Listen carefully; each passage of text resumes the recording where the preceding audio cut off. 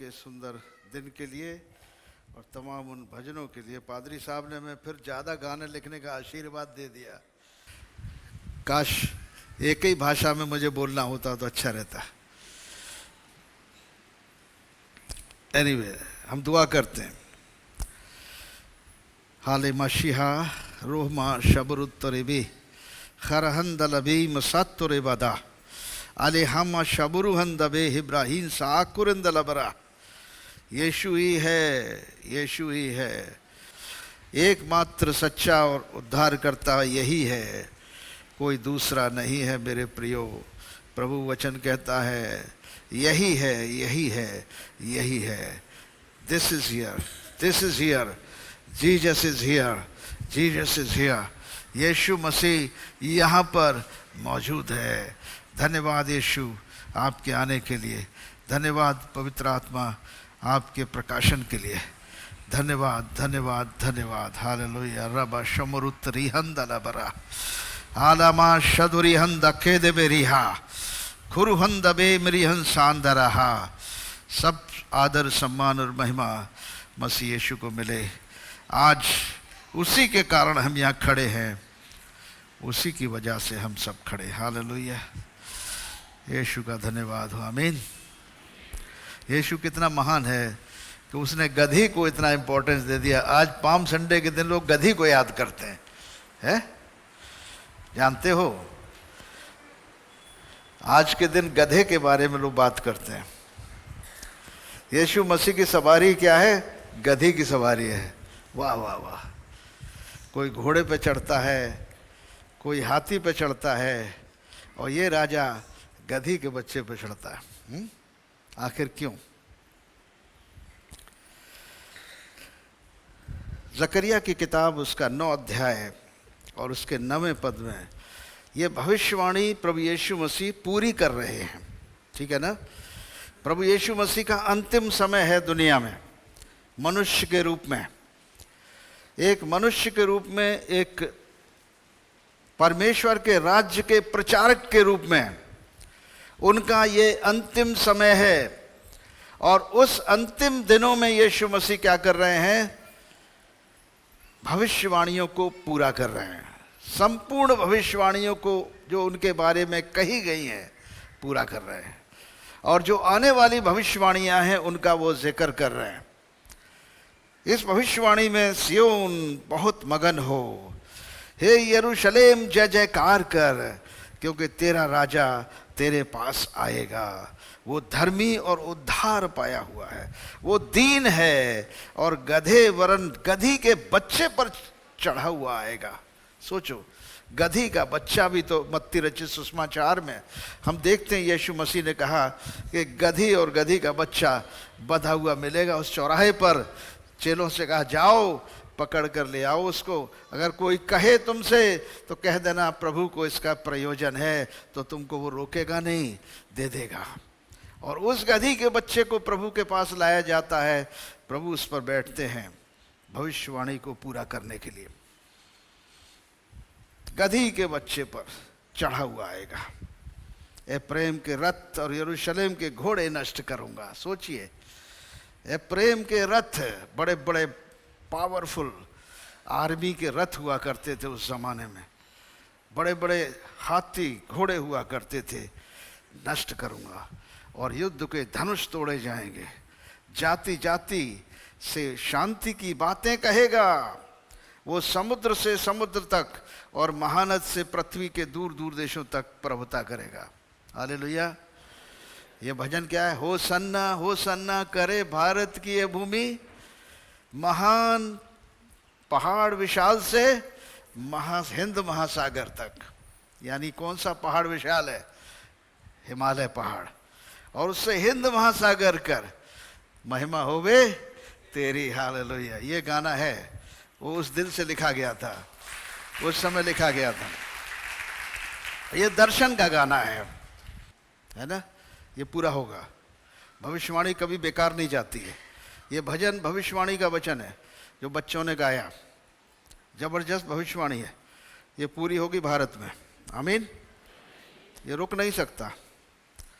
यहाँ पर हम देखते हैं कि देखो प्रभु यीशु मसीह ने इस गधी का प्रयोजन इसलिए किया कि उन्हें भविष्यवाणी पूरी करनी थी, और अपने आप को एक भारी आर्मी के साथ नहीं आए, एक बड़ी आर्मी को लेकर साथ नहीं चले, परंतु एक गधी के बच्चे पर बैठे हुए, जैसा भविष्यवक्ता जकरिया ने बताया, उसी प्रकार से नम्र और दीन बनकर यरूशलेम में प्रवेश किए।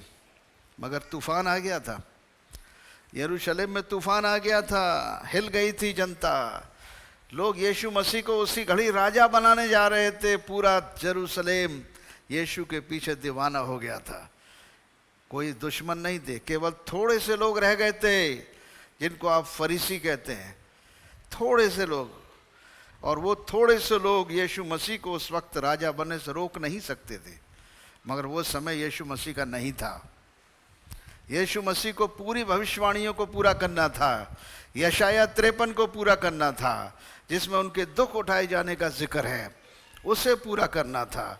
उन्हें क्रूस तक जाना था, उन्हें सारे जगत के पाप और श्रापों को अपनी देह पर उठाकर क्रूस पर चढ़ना था, ताकि हम पाप के लिए मरकर धार्मिकता के लिए जीवित रहें और उसी के मार खाए जाने से हम चंगे होते हैं। ये सारी भविष्यवाणियाँ यीशु मसीह ने पूरी की। और यहाँ पर हम देखते हैं गधे के बारे में। ये गधी कितनी, परमेश्वर गधे का इस्तेमाल बहुत ज़बरदस्त करता है। ये देखो, नंबर्स की किताब में एक भविष्यवक्ता है जिसका नाम बिलाम है। नंबर्स, गिनतियों की किताब, उसका 22 अध्याय, इसमें एक बिलाम नाम का भविष्यवक्ता है। और उस वक़्त मूसा मिस्र देश से उन 20 लाख लोगों को लेकर लाल समुद्र को पार करता हुआ 400 साल की गुलामी से आज़ाद कराकर तमाम इज़राइलियों को बाहर लेकर आ रहा था। और उसने मोआब के पास, यरदन के पास डेरे खड़े किए थे, यरीहो के पास। और यरीहो के पास डेरे खड़े करने का मतलब पूरा मोआब घबरा गया, उस देश का राजा घबरा गया। मोआब का राजा बालक कहने लगा, अरे भाई, इनका तो परमेश्वर यहोवा साथ है, तमाम राजाओं को इन्होंने तबाह कर दिया, जहाँ जहाँ इन्होंने डेरे डाले वहाँ के राजा ख़त्म हो गए और इन्होंने अपने कब्ज़े में कर लिया है। अब इनके ऊपर कोई दूसरा रास्ता मुझे नहीं दिखता, इनसे मैं लड़ नहीं सकता। इनकी आर्मी इतनी तगड़ी है, इज़राइल की आज भी है। इज़राइल देश की आर्मी आज भी दुनिया की सबसे ताकतवर आर्मी में से एक आर्मी है। जो बड़े बड़े शक्तिशाली देश हैं, उनके समान वो आर्मी है इज़राइल की आज। वो वैसे ही मूसा के वक्त में भी थी। और मूसा के वक्त में आर्मी का ताकतवर होने का कारण ये नहीं था कि वो बहुत ही ज़्यादा बलवान पुरुष थे, परंतु उनके साथ परमेश्वर था। यहोवा ने उन्हें आशीर्वाद दिया था, परमेश्वर ने उनको आशीष दी थी और आशीष का सोता बनाया था। इब्राहिम को आशीष दी थी और इब्राहिम से कहा था कि तेरे वंश के द्वारा सारी पृथ्वी के लोग आशीषित होंगे। ये मूर्ख राजा समझा नहीं कि आखिर इज़राइल मेरे नज़दीक क्यों आया है, आशीर्वाद देने आया है। अगर उसका वेलकम किया होता तो आशीष पाता, और उसका विरोध किया तो बर्बाद हो गया, राज्य समाप्त हो गया। यही हकीकत है। परमेश्वर जिसे आशीष दे उसके ऊपर श्राप कोई काम नहीं कर सकता। परमेश्वर जिसे आशीष दे उस पर श्राप काम नहीं करेगा, जादू टोना काम नहीं करेगा, काला नीला जादू काम नहीं करेगा, क्योंकि यहोवा के लोग आशीषित हैं। आज भी प्रभु यीशु मसीह के लोग उसके पवित्र लहू में ढके हुए हैं। उनके ऊपर कोई भी श्राप किसी प्रकार का उन पर लग नहीं सकता। यहां पर क्या कहता है बालाक इस इस्राएली भविष्यवक्ता को, जो इन्हीं के वंश का, इब्राहिम की संतानों में से है, जो मिस्र देश नहीं गया था, उन संतानों में से है। परंतु भविष्यवक्ता नबी खुदा का है, यहोवा का नबी है, सच्चा नबी है। परमेश्वर उससे बातचीत करता है। और यहाँ पर ये उसके पास खबर भेजता है कि भाई देखो, अगर तुम आओ तो हम तुम्हारा बहुत बड़ा आदर सम्मान करेंगे, तुम्हें सोना चांदी देंगे, मगर तुम एक काम कर दो, केवल आकर इस पूरी इजरायली कौम को श्राप दे दो, श्राप दे दो। और उससे कहता है, नबी को बोलता है, इसलिए आ उन लोगों को मेरे निमित्त शाप दे, क्योंकि वे मुझसे अधिक बलवंत हैं। संभव है कि हम उन पर जयवंत हों और हम उनको अपने देश से मारकर निकाल दें, क्योंकि मैं जानता हूं कि जिसको तू आशीर्वाद देता है वो धन्य होता है, और जिसको तू शाप देता है वो श्रापित होता है। इस प्रकार मुआबी और मिद्यानी पुरानी भावी कहने के लिए उसके ऊपर दक्षिणा लेकर बिलाम के पास पहुंच गए और बालक की बात उसके यहाँ सुना दी। उसने कहा, भैया आज टिको हमारी रात में, जो परमेश्वर मुझसे बात कहेगा हम तुमसे बताएंगे, और यहोवा ने जो मुझसे कहेगा उसी के अनुसार मैं तुम्हें उत्तर दूंगा। तो मुआबी हाकिम बिलाम के घर ठहर गए। तब परमेश्वर ने बिलाम के पास आकर पूछा, तेरे यहाँ ये पुरुष कौन है? बिलाम ने परमेश्वर से कहा, सिप्पोर के पुत्र मोआब के राजा बालक ने मेरे पास कहला भेजा है। सुन, जो दल मिस्र से निकल कर आया है उससे भूमि ढप गई है, इसलिए आकर मेरे लिए शाप दे, संभव है मैं उससे लड़कर उनको बरबस निकाल सकूं। परमेश्वर ने बिलाम से कहा, तू इनके संग मत जा, उन लोगों को शाप मत दे, क्योंकि वे आशीष के भागी हो चुके हैं। हालेलुया। तो तुम लोग आशीष के भागी हो चुके हो, यीशु मसीह में आने के कारण आशीष के भागी हो चुके हो। तुम्हारे ऊपर कोई श्राप काम नहीं करेगा। आमीन। कोई श्राप काम नहीं करेगा। भोर को बिलाम ने बालाक के हाकिमों से कहा, तुम अपने देश चले जाओ, क्योंकि मुझे तुम्हारे साथ जाने की आज्ञा नहीं है। मुआबी हाकिम चले गए।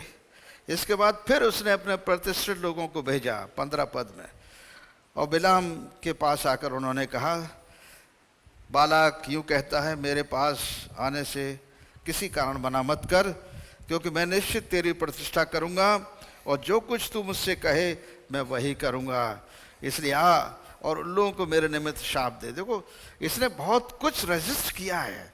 इस भविष्यवक्ता को हम लोग बुरा भला कहते हैं, लेकिन इस भविष्यवक्ता ने बहुत ज़्यादा अपने आप को रेस्ट्रेन किया है, जाने से मना किया हर बार। यहाँ पर क्या कह रहा है, बिलाम ने बालाक के कर्मचारियों से उत्तर दिया कि चाहे बालाक राजा अपने घर को सोने और चांदी से भरकर मुझे दे दे, तो भी मैं परमेश्वर यहोवा की आज्ञा को पलट नहीं सकता कि उसे घटाकर या बढ़ाकर मानूं। हालेलुया। यही भविष्यवक्ता बोलता है। इसलिए अब तुम लोग आज रात में टिक जाओ यहीं पर, मैं जान लूं यहोवा मुझसे क्या कहता है। परमेश्वर ने रात को बिलाम के पास आकर कहा, यदि ये पुरुष तुझे बुलाने आए हैं तो तू उठकर उनके संग चला जा, परंतु जो बात मैं तुझसे कहूं उसी के अनुसार करना। इंटरेस्टिंग। पहले मना किया और फिर कहा चला जा। अब चले जाने का मकसद क्या है? परमेश्वर अपने भविष्यवक्ताओं को, अपने नबियों को ऐसी जगह भी भेज देता है जहां लोग उसके लोगों के विरुद्ध होते हैं, ताकि उन्हें परमेश्वर की वाणी बताए। हम इसमें देखते हैं कि इस बिलाम ने परमेश्वर के वचन के अलावा कुछ नहीं बोला। लगातार उसने आशीर्वाद की बात कही, जो परमेश्वर ने बोला वही बोला आखिर तक। फिर भी परमेश्वर की इच्छा नहीं थी कि वो जाए, फिर भी उसने कह दिया चले जाओ। अजीब बात है ना। तब बिलाम ने अपनी भोर को उठा और अपनी गधी पर काठी बांधकर मुआबी हाकिमों के संग चल पड़ा। पहाड़ी इलाका है।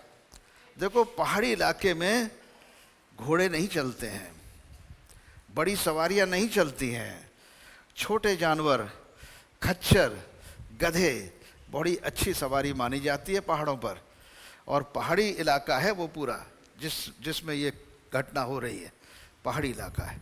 और उस पहाड़ी इलाके में मूवमेंट कायदे से होता है, तो गधी के ऊपर बैठ के बहुत अच्छे लोग सफ़र करते हैं। यहाँ ये गधी अपनी कसीस ने काठी लगाई, उस पर बैठ गया और चल दिया, और उसके जाने के कारण परमेश्वर का कोप फिर भड़क गया, और यहोवा का दूत उसका विरोध करने के लिए मार्ग में रोककर खड़ा हो गया। वो गधी पर सवार होकर जा रहा था, उसके संग 2 सेवक भी थे, छोटा मोटा आदमी नहीं था वो। और गधी को यहोवा का दूत हाथ में नंगी तलवार लिए मार्ग में दिखाई दिया। तब गधी मार्ग छोड़कर खेत में चली गई। तब बिलाम ने गधी को मारा, मार्ग से फिर आ जाए। तब यहोवा का दूत दाख की बारियों के बीच की गली में दोनों ओर से बारी थी, दीवार खड़ा हो गया, मतलब दीवार से सट के खड़ा हो गया, जगह नहीं थी निकलने की। यहोवा के दूत को देखकर गधी दीवार से ऐसी सट गई कि बिलाम का पांव दब गया दीवार से। तब उसने उसको मारा। तब यहोवा का दूत आगे बढ़कर एक ऐसे सकरे स्थान पर खड़ा हुआ जहां तो दाहिनी ओर घटने की जगह थी और न बाईं ओर। वहां यहोवा के दूत को देखकर गधी बिलाम को लिए दिए बैठ गई, तो बिलाम का कोप भड़क गया, उठा और उसने लाठी से मारा, और यहोवा ने गधी का मुंह खोल दिया। और बिलाम से कहने लगी, मैंने तेरा क्या किया है, तूने मुझे 3 बार मारा। बिलाम ने गधी से कहा, ये कि तूने मुझसे नटखटी की है, यदि मेरे हाथ में तलवार होती तो मैं आज तुझे अभी मार डालता। गधी ने बिलाम से कहा, क्या मैं तेरी वही गधी नहीं जिस पर तू जन्म से आज तक चढ़ता आया है? जो ये बोल रही है, क्या मैं वही गधी नहीं हूं जिस पर तू जन्म से आज तक चढ़ता आया है? क्या मैं तुझसे कभी ऐसा करती थी? वो बोला नहीं। अब ये देखो, जब ब्लॉक हो जाता माइंड, नबी का भी माइंड ब्लॉक हो गया कि मैं जा रहा हूं काम से, यार यहोवा ने कह दिया जाने के लिए, तू मेरे गड़बड़ी क्यों पैदा कर रही है? गधी का मुंह खोल दिया। अब गधी उससे नबी से बात कर रही, उसकी भाषा में बात कर रही है, और उसके दिमाग में ये नहीं आया गधी इंसान की भाषा में कैसे बात कर सकती, इसमें भी वो जगह नहीं, इसमें भी जागृत नहीं हुआ। सो भैया, कभी कभी जानवर परमेश्वर की ओर से मनुष्य की भाषा में हम लोगों से बातचीत करते हैं, हमें उनकी भाषा समझने की आवश्यकता है। गधी से बात कर सकता है परमेश्वर, तो मनुष्य के द्वारा क्यों नहीं? किसी भी मनुष्य के द्वारा वो बात कर सकता है। हमें उसको सुनना चाहिए और समझने की कोशिश करनी चाहिए। यहाँ पर ये गधी वार्तालाप कर रही है इससे, क्या मैं वही गधी नहीं जो तुझे जन्म से तू मुझ पर चढ़ता आया है? क्या मैंने तुझसे कभी ऐसा किया? वो बोला नहीं, कभी नहीं। तब यहोवा ने बिलाम की आंखें खोल दी और उसको यहोवा का दूत नंगी तलवार लिए हुए मार्ग में दिखाई पड़ा। तब वो झुक गया और मुंह के बल गिर के दंडवत किया। यहोवा के दूत ने कहा, तूने अपनी गधी को 3 बार क्यों मारा? सुन, तेरा विरोध करने के लिए मैं आया हूँ, इसलिए कि तू मेरे सामने उल्टी चाल चलता है, और ये गधी मुझे देखकर मेरे सामने 3 बार हट गई। यदि वो मेरे सामने से हट न जाती तो निसंदेह मैं तुझे आज मार डालता, परंतु उसको जीवित छोड़ देता। तब बिलाम ने यहोवा के दूत से कहा, मैंने पाप किया है, मैं नहीं जानता कि तू मेरा सामना करने को मार्ग में खड़ा है, इसलिए अब यदि बुरा न लगता है तो मैं लौट जाता हूँ। यहोवा के दूत ने बिलाम से कहा, इन पुरुषों के संग तू चला जा, परंतु केवल वही बात कहना जो मैं तुझसे कहूँगा। तब बिलाम बालक के हाकिमों के संग चला गया। यहाँ उसने कमिट किया, वही किया आगे भी। हर बार उसने वही बोला जो परमेश्वर ने उसे बताया, और इस प्रकार बालक राजा उससे टायर्ड हो जाता है। जब दूसरी बार, पहली बार उसको बुलाया तो उसको फिर आशीष वचन बोलता है। वो 23 अध्याय में, बालाक ने मुझे आराम से, मुआब के राजा ने मुझे पूरब के पहाड़ों से बुलवा भेजा है। आ मेरे लिए याकूब को शाप दे, इज़राइल को धमकी दे, परंतु जिन्हें परमेश्वर ने शाप नहीं दिया उन्हें मैं क्यों शाप दूं। बालक कह रहा है 23 अध्याय के 7वें पद में, 8वें पद में, और यहोवा ने धमकी नहीं दी जिन्हें, उन्हें मैं कैसे धमकी दूं।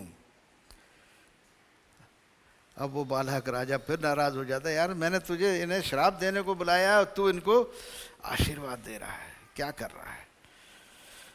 चट्टानों में, चोटी में दिखाई पड़ते हैं, पहाड़ियों में उनको मैं देखता हूँ। वो ऐसी जाति है जो अकेली बसी है और अन्य जातियों से अलग गिनी जाएगी। याकूब के धूलि के किनकों को कौन गिन सकता है, या इज़राइल की चौथाई की गिनती कौन ले सकता है। सौभाग्य यदि मेरी मृत्यु धर्मियों की सी और मेरा अंत भी उनके समान हो। तब बालाक ने बिलाम से कहा, तूने मुझसे क्या किया। मैंने तुझे अपने शत्रुओं को शाप देने को बुलवाया था और तूने उन्हें आशीष ही आशीष दी है। हालेलुया।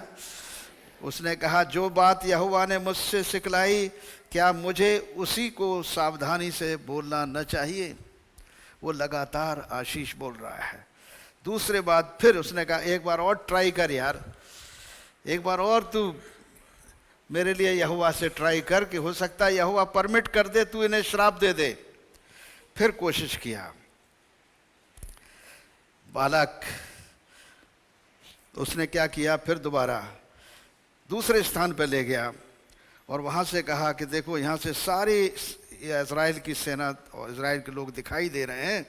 यहाँ 7 वेदियाँ बनवा कर उसने वहाँ पर कुर्बानी की।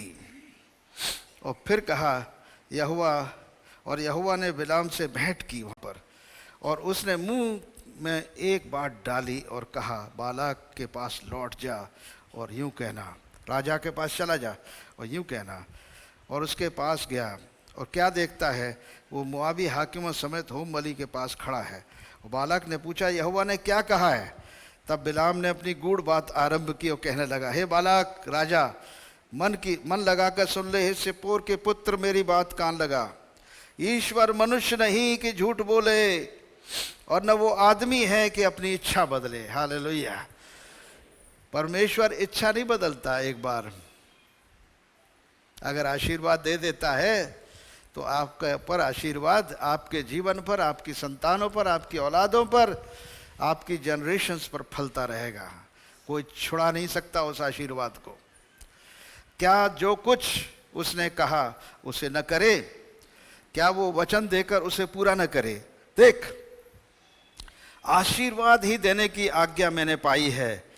वो आशीष दे चुका है और मैं उसे पलट नहीं सकता। उसने याकूब में अनर्थ नहीं पाया और न इज़राइल में अन्याय देखा है।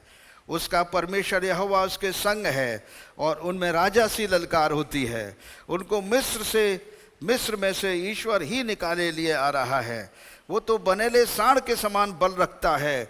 निश्चय कोई मंत्र जादू टोना याकूब पर नहीं चल सकता। प्रभु यीशु मसीह के विश्वासियों के ऊपर कोई जादू मंत्र नहीं चल सकता। इज़राइल पर भावी कहना का कोई अर्थ नहीं रखता, परंतु याकूब और इज़राइल के विषय में अब ये कहा जाएगा कि ईश्वर ने क्या ही विचित्र काम किए हैं। सुन, वो दल सिंहनी के समान उठेगा और सिंह के समान खड़ा होगा, और जब तक अहेर को खा न ले, मारे हुओं का लहू न पी ले, तब तक न लौटेगा। तब बालाक ने बिलाम से कहा, उनको न तो श्राप दे और न आशीष दे। परेशान हो गया राजा, कहना मैंने तुम्हें श्राप देने को बुलाया था, भैया ऐसा करो, न उसे श्राप दो न आशीष दो, कुछ मत करो तुम। तब बिलाम ने कहा, क्या मैंने तुझसे नहीं कहा था कि जो कुछ यहोवा मुझसे कहेगा मुझे वही करना पड़ेगा। हालेलुया। जो कुछ यहोवा मुझसे कहेगा मुझे वही करना पड़ेगा। भाई देखो, आप लोग बड़े बड़े पादरी लोग, बड़े बड़े नबी बिशप कभी कभी छोटे मोटे लोगों की बात सुनते नहीं हैं। सोचते हैं कि हम तो हमसे डायरेक्ट खुदा बात करता है, ये गधा हमको क्या सिखाएगा। मनुष्य को गधा कहने लगते हैं। मैं तो कहूँगा वो गधा बहुत सौभाग्यशाली था जिस पे यीशु मसीह बैठा था। हालेलुया, है ना। आज उसी गधे पर यीशु मसीह बैठा है, वो मैं हूं जिसकी तुम लोग सुन रहे हो। यह हकीकत है, ये सच्चाई है। क्यों है मैं कह रहा हूं ऐसी बात? सुनो, पहला कुरिन्थियों की किताब, उसका पहला अध्याय, उसका 26 पद।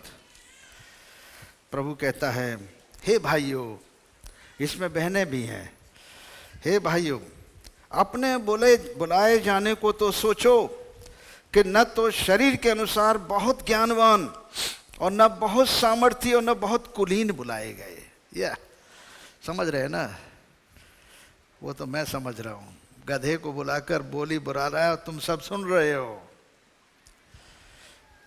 यह है परमेश्वर। इसलिए हम किसी को गधा कहते हैं तो वो बहुत ही बड़ी बात है, उससे परमेश्वर बात करता है। हालेलुया। अगर आप किसी को गधा कहते हो, ये तो गधा है एकदम, तो वो गधा परमेश्वर के योग्य है।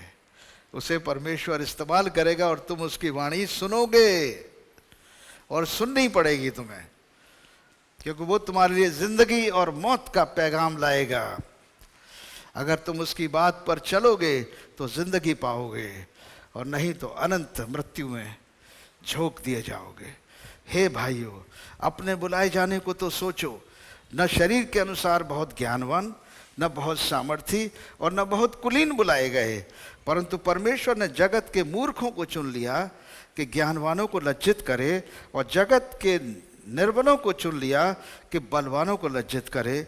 और परमेश्वर ने जगत के नीचों और तुच्छों को, वरन जो हैं भी नहीं, उनको चुन लिया कि वो जो हैं उन्हें व्यर्थ ठहराए, ताकि कोई प्राणी परमेश्वर के सामने घमंड न करे, परंतु उसी की ओर से तुम यीशु मसीह में हो, परमेश्वर की ओर से हमारे लिए ज्ञान ठहरा, अर्थात धर्म और पवित्रता और छुटकारा। जैसा लिखा है वैसा ही हो, जो घमंड करे वो यीशु मसीह पर घमंड करे। हालेलुया। कि उसने मुझे चुना है, उसने मुझे बुलाया है। ये बात घमंड करने की है कि यीशु मसीह ने हमें बुलाया है। वो गधों को बुलाता है और नबियों को रास्ता दिखाता है। हालेलुया। बड़े बड़े नबी और प्रॉफिट्स को मार्ग दिखा देता है गधों के द्वारा। आज हमने यही देखा। कभी किसी को गधा मत कहना, अगर कह दिया तो वो नबी हो जाएगा और तुम्हें मार्ग दिखाएगा, है ना। वो नबी हो जाएगा, वो बड़ा प्रॉफिट बन जाएगा और तुम्हें मार्ग की बात बताएगा। समझने की जरूरत है यीशु मसीह क्यों गधी पर चढ़ा।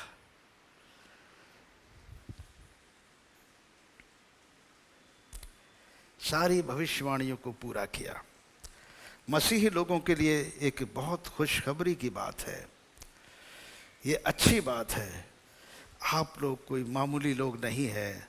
यीशु मसीह के चेले और विश्वासी बेटे और बेटियां बहुत ही आशीषित और भाग्यशाली हैं। याद रखिए, वो हमारा प्रभु है और वो अनंत जीवन का सोता है। अनंत जीवन यीशु मसीह के अलावा कहीं नहीं है। मनुष्य का जीवन खाना पीना, दौलत कमाना, शोहरत कमाना, बहुत बड़ी बड़ी पोजीशंस पर हो जाना, इतना ही काफ़ी नहीं है। उसका भी वही अंत होता है जो एक रिक्शे वाले का होता है। जो रिक्शा चलाने वाला भी है वो भी उसी कब्रिस्तान में जाता है और उसी में राजा भी वहीं गाड़ा जाता है। कोई अंतर नहीं है।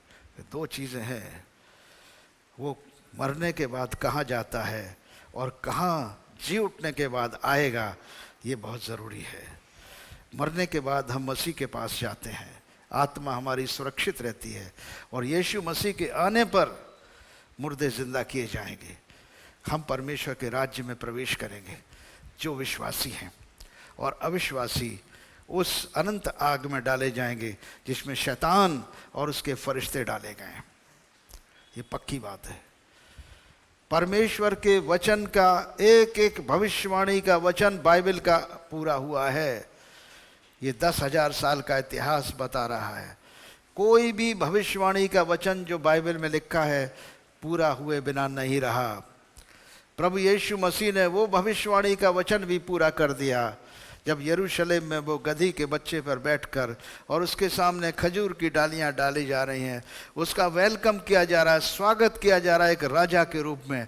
जानते हो वो क्या है? वो आगे की भविष्यवाणी दिखा रहा है। यीशु उसी पहाड़ पर जहां उसका खजूर की डालियां डाल डाल कर स्वागत किया जा रहा था दोबारा आएगा और पहाड़ 2 हिस्सों में बंट जाएगा।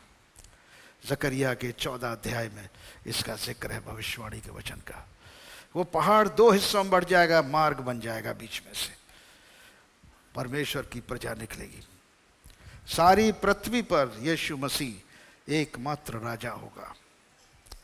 यह होने जा रहा है और इसी राज्य का प्रचार करने की जिम्मेदारी हमें दी गई है। हम संसार के राज्य का प्रचार नहीं कर रहे हैं, हम परमेश्वर के राज्य का प्रचार कर रहे हैं, जिसके लिए मनुष्यों के गुनाहों और पापों की सारी जिम्मेदारी परमेश्वर के पुत्र ने मनुष्य बनकर अपनी देह पर उठा ली, ताकि हम सब पाप के लिए मरकर धार्मिकता के लिए जीवन बिताएं। और यीशु मसीह अपने राज्य में हमें वो ओहदा दे जिसके लिए उसने वायदा किया है। यूहन्ना के 1 अध्याय और 12 पद में यीशु ने वायदा किया है कि जितनों ने यीशु मसीह पर विश्वास किया, उसे अपना प्रभु और मुक्तिदाता ग्रहण किया, उन सबको उसने परमेश्वर की संतान होने का अधिकार दे दिया। नाउ हकीकत तो यही है, हम सब परमेश्वर की समानता और स्वरूप में बनाए गए मनुष्य हैं। इलाहाबाद हाई कोर्ट या सुप्रीम कोर्ट के जजेस गाय बैल और भैंस का तो न्याय नहीं करते। किसका न्याय करते हैं? मनुष्यों का। मनुष्यों का न्याय मनुष्य कर रहे हैं अपनी अपनी जिम्मेदारियों के साथ। जो जो अधिकार उन्हें दिए गए हैं उसके अनुसार वो मनुष्यों का न्याय कर रहे हैं। परमेश्वर भी मनुष्यों का न्याय मनुष्य बनकर कर रहा है, यानी यीशु मसीह के रूप में। वो न्यायी है, वो पृथ्वी पर न्याय करने के लिए आएगा और सारी पृथ्वी का न्याय वो अंधकार और ज्योति में रहने वालों के समान होगा, बकरी और भेड़ों के समान होगा। ये क्रूस की कथा नाश होने वालों के लिए तो मूर्खता है, परंतु हम उद्धार पाने वालों के लिए परमेश्वर की सामर्थ है। क्योंकि हम ज्ञानवानों का ज्ञान नष्ट करूंगा, प्रभु कह रहा है, समझदारों की समझ को तुच्छ कर दूंगा। कहाँ रहा ज्ञानवान, कहाँ रहा शास्त्री, कहाँ रहा इस संसार का विवादी? क्या परमेश्वर ने संसार के ज्ञान को मूर्खता नहीं ठहराया? क्योंकि जब परमेश्वर के ज्ञान के अनुसार संसार ने ज्ञान से परमेश्वर को न जाना, तो परमेश्वर को यह अच्छा लगा कि इस प्रचार की मूर्खता के द्वारा विश्वास करने वालों को उद्धार दे। हालेलुया। यहूदी तो चिन्ह चाहते हैं, यूनानी ज्ञान की खोज में हैं, परंतु हम तो उस क्रूस पर चढ़ाए हुए मसीह का प्रचार करते हैं, जो यहूदियों के लिए ठोकर का कारण, अन्य जातियों के लिए मूर्खता है। परंतु हम जो बुलाए हुए हैं, क्या यहूदी क्या यूनानी, उनके निकट परमेश्वर मसीह परमेश्वर की सामर्थ और परमेश्वर का ज्ञान है। क्योंकि परमेश्वर की मूर्खता मनुष्यों के ज्ञान से ज्ञानवान है और परमेश्वर की निर्बलता मनुष्यों के बल से बहुत बलवान है। हालेलुया। बड़ी गहरी बात है यीशु मसीह के आने का इस दुनिया में। मनुष्यों से परमेश्वर बेहद प्रेम करता है, बेहद प्रेम करता है। अरे हम लोग जब कुत्ता बिल्ली पाल लेते हैं तो उससे कितना प्रेम करते हैं। गाय बैल भैंस हम लोग पाल लेते हैं, उनसे हमें कितना प्रेम हो जाता है। तो परमेश्वर ने तो मनुष्य अपनी समानता अपने स्वरूप में बनाया है, यानी हमारे अंदर ईश्वर ने ईश्वरत्व डाला है और ये ईश्वरत्व हमारे जीवनों से पाप के कारण हट गया, आज्ञा न मानने का कारण हट गया और हम बिना महिमा के हो गए। यानी हमारे अंदर से पाप के कारण परमेश्वर की महिमा हट गई। लेकिन परमेश्वर की महिमा प्रभु यीशु मसीह इस दूसरे मनुष्य के द्वारा पृथ्वी पर वापस लौट कर आई है। और वही महिमा परमेश्वर पिता जो उसके पुत्र में है हम सबको देना चाहता है। हम सबको उसी की सूरत में ढालना चाहता है, उसकी शक्ल सूरत उसकी सीरत में ढालना चाहता है। क्या हम तैयार हैं उसके लिए? क्या हम तैयार हैं मसीह की सूरत और सीरत में बनने के लिए? उसके जीवन को अपने जीवन में और उसका जीवन अपने जीवन में ग्रहण करने के लिए तैयार हैं कि हम मसीह की समानता और स्वरूप में चलेंगे और जो कुछ प्रभु के वचन में लिखा उसके अनुसार अपने जीवन को ढालेंगे। हालेलुया। तैयार है ना? यही आज का सीधा वचन है। अगर किसी को धोखे से भी गधा कह दिया तो वो गधा तुम्हारे लिए नबी बन जाएगा। याद रखना, जैसा कि बिलाम के लिए उसकी गधी नबी बन गई। हालेलुया, नबिया बन गई। इसी प्रकार हम मनुष्यों को मनुष्य समझें, किसी मनुष्य को अपने से नीचा न समझें, बराबर समझें। हर मनुष्य से प्रेम करें क्योंकि परमेश्वर ने हर मनुष्य को अपनी समानता में अपने स्वरूप में बनाया है और हम सबको एक सा बनाया है। हालेलुया। हमें परमेश्वर ग्रहण करता है। हम भी एक दूसरे को ग्रहण करें, हम भी एक दूसरे से प्रेम करें जैसे प्रभु हमसे प्रेम करता है। आमीन। प्रार्थना करेंगे, अपने स्थानों पर खड़े हो जाएंगे। यीशु दरबार की कलीसिया के लिए भविष्यवाणी का वचन। मैं तेरे कामों को जानता हूँ, देख मैंने तेरे सामने एक द्वार खोल रखा है जिसे कोई बंद नहीं कर सकता। तेरी सामर्थ थोड़ी सी है, फिर भी तूने मेरे वचन का पालन किया है और मेरे नाम का इनकार नहीं किया। देख मैं शैतान के उन सभा वालों को तेरे वश में कर देता हूँ जो यहूदी बन बैठे हैं पर हैं नहीं वरन झूठ बोलते हैं। देख मैं ऐसा करूँगा कि वे आकर तेरे पैरों पर गिरेंगे और ये जान लेंगे मैंने तुझसे प्रेम रखा है। तूने मेरे धीरज का वचन थामा है, इसलिए मैं भी तुझे परीक्षा के समय बचा रखूँगा जो पृथ्वी पर रखने वालों के परखने के लिए सारे संसार पर आने वाला है। मैं शीघ्र आने वाला हूँ, मैं शीघ्र ही आने वाला हूँ। जो कुछ तेरे पास है उसे थामे रहे कि कोई तेरा मुकुट छीन न ले। जो जय पाए उसे मैं अपने परमेश्वर के मंदिर में एक खम्भा बनाऊंगा और वो फिर कभी बाहर न निकलेगा। और मैं अपने परमेश्वर का नाम और अपने परमेश्वर के नगर अर्थात नए यरूशलेम का नाम जो मेरे परमेश्वर के पास से स्वर्ग पर से उतरने वाला है और अपना नया नाम उस पर लिखूंगा। जिसके कान हो वो सुन ले कि आत्मा यीशु दरबार की कलीसिया से क्या कहता है। आमीन, आमीन, आमीन। Let us pray. दुआ करें। पवित्र पिता, हम धन्यवाद करते हैं आज के प्रकाशन के लिए जो आपने हमें वचन का प्रकाशन दिया। प्रभु यीशु मसीह के मिशन को इस दुनिया के लिए, संसार के लिए परमेश्वर का दर्शन क्या है, परमेश्वर का दर्शन प्रकाशित किया आपने प्रभु यीशु मसीह के द्वारा। हम उसके लिए धन्यवाद करते हैं कि वो जगत का उद्धारकर्ता बन के इस मनुष्य बनकर पृथ्वी पर आया और हम सब के पाप श्रापों को अपनी देह पर उठाकर उसका दंड जो मृत्यु है उठा लिया। क्योंकि लिखा है पाप का दंड तो मृत्यु है परंतु परमेश्वर का वरदान हमारे प्रभु यीशु मसीह में अनंत जीवन है। वो अनंत जीवन यीशु मसीह में हमने पाया है। हम उसके लिए धन्यवाद करते हैं, पिता का, पुत्र का और पवित्र आत्मा का। अब परमेश्वर पिता, पुत्र, पवित्र आत्मा अपना हाथ बढ़ाकर तुम्हें छुए, तुम्हें आशीष दे, तुम्हारी रक्षा करे। प्रभु अपने मुख का प्रकाश तुम पर चमकाए, तुम पर अनुग्रह करे। प्रभु अपना मुख तुम्हारी ओर करे और तुम्हें शांति दे। आमीन।